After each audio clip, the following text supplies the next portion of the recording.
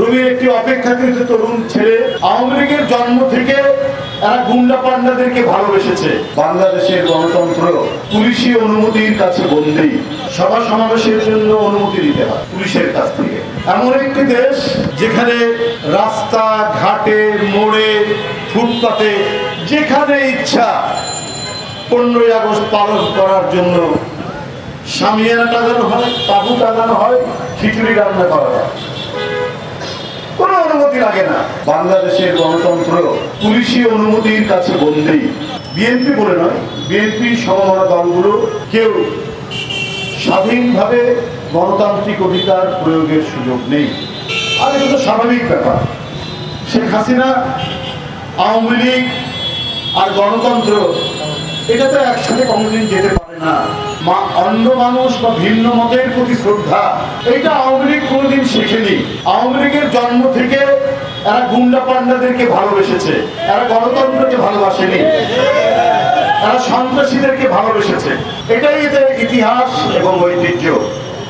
বন্ধুরা, তো এদের কাছ থেকে আপনার মানুষের মত প্রকাশের স্বাধীনতা, মুক্ত কণ্ঠে কথা বলা আওয়ামী লীগের কাছ থেকে নিশ্চিত হয়নি।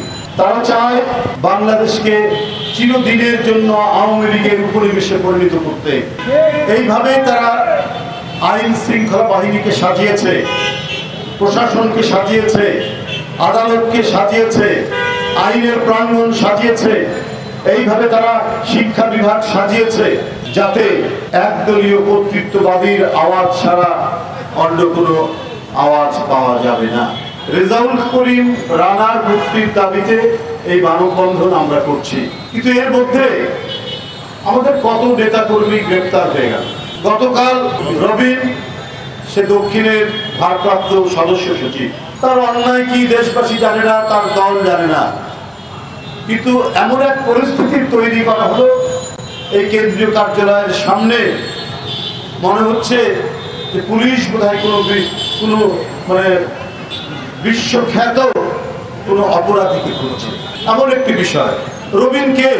রবির একটি অপেক্ষাকৃত তরুণ ছেলে যে মার্কিন যুক্তরাষ্ট্রে লেখাপড়া করেছে, আধুনিক শিক্ষায় শিক্ষিত একটি ছেলে, সে এই দলীয় কার্যালয় থেকে বেরিয়ে নাইট অ্যাঙ্গেলের মোড়ে যেতে না যেতেই তাকে তুলে নিয়ে যাওয়া হয়েছে।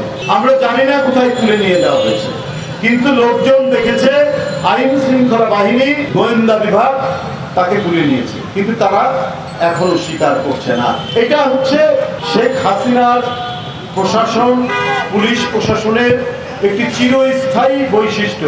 এরা প্রচলিত যে আইনটি ব্রিটিশরা পর্যন্ত অনুসরণ করেছে, যে কাউকে নিজেরা তো আইনের চর্চা করে, ওদের নিজেদের তো আইনের শাসন ছিল, আমাদের দেশের উপর তারা কলমি করেছে। তারাও কিছুটা হলেও আইনকে মান্য করতো। এই দেশে জুলুম, নির্যাতন, শোষণের পরেও শেখ হাসিনার কাছে কিছুই নেই।